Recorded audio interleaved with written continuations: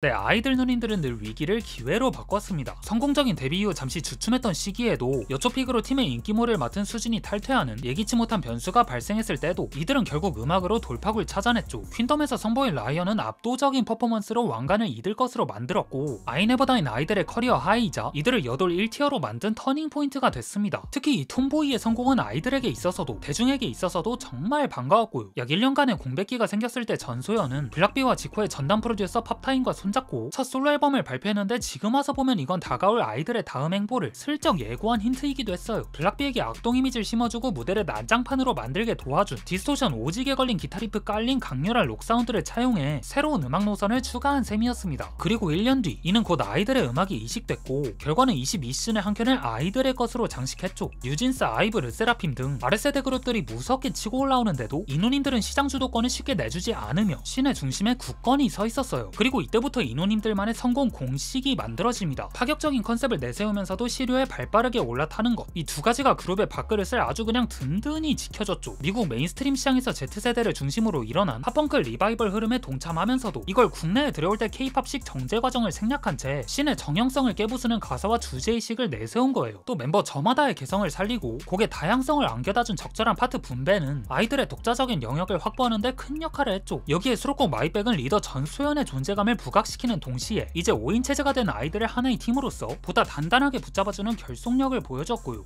Yeah, I'm tomboy. Rock diamonds in my bag. If you wanna sit down, still be like that.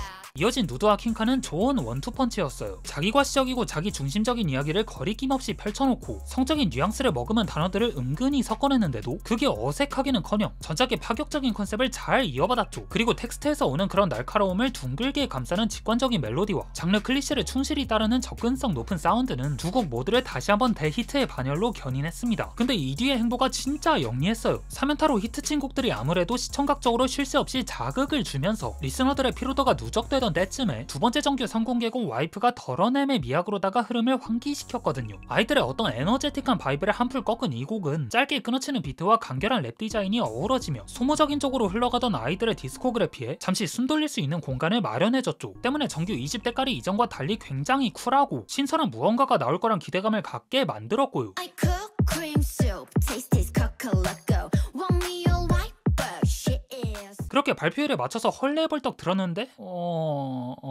처음 든 감정은 솔직히 당황이었어요. 타이틀곡 스플레이드에서의 꽉 찬 보컬과 짧지만 빠르게 휘몰아치는 랩, 그리고 웅장한 스케일로 압도하는 사운드스케이프는 경연곡이라 해도 될 만큼 힘이 넘쳤죠. 근데 이게 청각적으로 통쾌하게 다가왔냐 하면은 그렇진 않았어요. 처음부터 호방하게 울려 퍼지는 전소연의 보컬은 마치 적진을 향해 돌진하는 선봉장의 우렁찬 구호처럼 들렸지만 정작 후렴구에서 그 에너지가 확 꺾이는 느낌이었죠. 빅로마우스를 들여와 공간감을 확장한 비트 위에 단순 반복적으로 얹어진 단선적인 멜로디와 가사는 2010년대 초반 사운드를 아이들식으로 재해석했다기보다 톰보이, 누드, 퀸카를 뛰어넘는 또 다른 히트송을 만들어야 한다는 압박감에서 비롯된 결과물처럼 느껴졌어요. 그 탓에 곡의 겉은 충분히 부풀려져 있지만 내용은 그만큼의 짜임새를 따라주지 못한 것처럼 들리기도 했고요.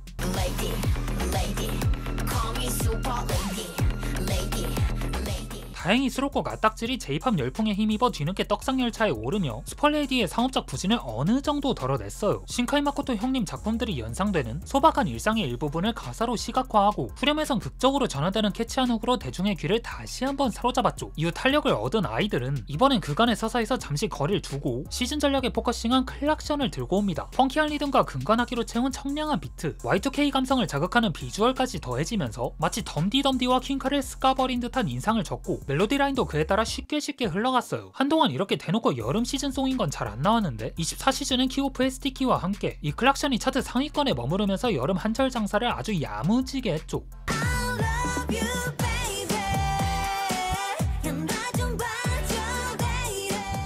하지만 이번에도 음악적으로 아쉬운 부분이 몇 군데 있었어요. 전체적인 구성은 단조로운 리드 패턴과 비교적 직관적인 악기 운용을 기반으로 한 전형적인 후크송의 틀을 벗어나지 않았고, 그렇다고 훅이 창의적이거나 강하게 꽂히는 느낌도 아니었죠. I love you baby, 나 좀 봐줘 레이레 같은 획일적인 멜로디와 가사라든가 그 뒤에 있는 휘발성 강한 포스트 코러스는 퀸카에서 드러낸 단점을 고스란히 복원한 듯한 인상이었어요. 그런 점에서 인원님들이 주 타겟층에 과집중한 나머지 오히려 팀 고유의 정체성을 희석시킨 건 아닌가 하는 의문이 들기도 했고요. 물론 물론 이 노래가 단발적인 프로젝트성 곡에 가까웠던 만큼 어떤 음악적 무게감을 기대하는 건 어쩌면 과한 요구였을지도 모릅니다. 다만 전작 슈퍼레이디에 이어 아이들의 음악적 지반이 조금씩 흔들리고 있다는 느낌은 마냥 가볍게 넘기긴 어려웠죠. 그렇게 아쉬움이 짙어져 가던 쯤 아이들은 데뷔 7주년을 맞아 중대한 발표를 알립니다. 바로 멤버 전원 재계약 소식과 함께 여자아이들에서 여자를 떼어내는 리브랜딩에 나선 거예요. 사실 일반 대중의 입장에서 보면 팀 이름에서 괄호 하나 떼는 게 뭐 그렇게 대단한 일이라고 저렇게 선언까지 하고 장례식까지 할 필요가 있나 싶을 겁니다. 하지만 아이들과 그들의 팬덤에게 있어서 이건 단순한 네이밍 변경이 아니라 언젠가는 반드시 거쳐야 했던 하나의 의식 같은 거였습니다. 어떻게 보면 여자란 불필요한 수식어를 걷어내고 본래 지향했던 아이들이란 이름으로 돌아가는 중요한 관문이었으니까요. 그리고 그들이 충분한 유명세였고 7년차에 접어들며 전원 재계약을 마친 지금이 바로 그 적기였던 거죠. 자, 그렇게 제2막에 들어선 아이들은 곧바로 8번째 EP를 발표하며 다시 한번 자신들의 시대를 예고했습니다. Baby, I heard you're a good thing. It's really, really, really good. Got a better, better girlfriend. She's really, really like a good thing. 본작의 앨범 소개글은 이렇게 시작됩니다. 우린 한 단어를 지우는 것이 아니라 한 개를 지운다. 이 문장만 보더라도 아이들이 이번 앨범에 담은 포부와 준비성이 얼마나 컸는지 짐작할 수 있는데요. 특히 리브랜딩 이후 내놓는 첫 앨범인 만큼 멤버들은 물론 앨범 제작 과정에 참여한 모든 이들이 그 어느 때보다 힘을 이빠이 줬을 거예요. 실제로 본작엔 멤버 전원이 크레딧에 이름을 올렸고 데뷔 앨범명이 IM이었다면 이번엔 위아로 바뀌었다는 점에서도 아이들이랑 공동체가 하나로 뭉쳤다는 메시를 의도적으로 강조하려 했던 걸로 볼 수 있습니다. 근데 이런 미사여구가 그럴듯한 장식이 아니라 진정성 있는 메시로 다가오려면 음악이 우선적으로 뒷받침돼야 설득력이 생기는 법이죠. 하지만 이번 앨범은 바로 그 점에서 고개를 갸우뚱하게 했어요. 방향성은 좋았습니다. 멤버 개개인이 지향하는 음악적 색깔을 총 6트랙으로 나눠 담은 듯한 트랙리스트는 각자의 조각이 모여 하나의 결과물을 완성했다는 앨범 아트워크가 맞닿아있는 메시처럼 느껴졌죠. 2000년대식 K-팝의 향수를 일렉트로팝으로 녹여낸 굿딩과 걸프렌드는 소연의 취향을, 리듬악기를 중심으로 멤버별 분위기를 살린 럽티스와 체인은 각각 우기와 민니의 결을 보여줬습니다. 또 미디엄 템포의 따뜻한 감성 위에 팝 R&B적 무드를 입힌 언스타퍼블엔 미연이 참여해 안정감을 더했고, 슈아는 그래도 데이오의 작사를 홀로 도맡으며 그동안의 성장을 보여주는 듯 했죠. Love tease, please don't take it far until it hurts me, hurts me. You raise me until I'm only in your memory. Say I'm unstoppable. 머리 위로 숨이 차오르고 그 계절 속의 향기만 남겨진 온도.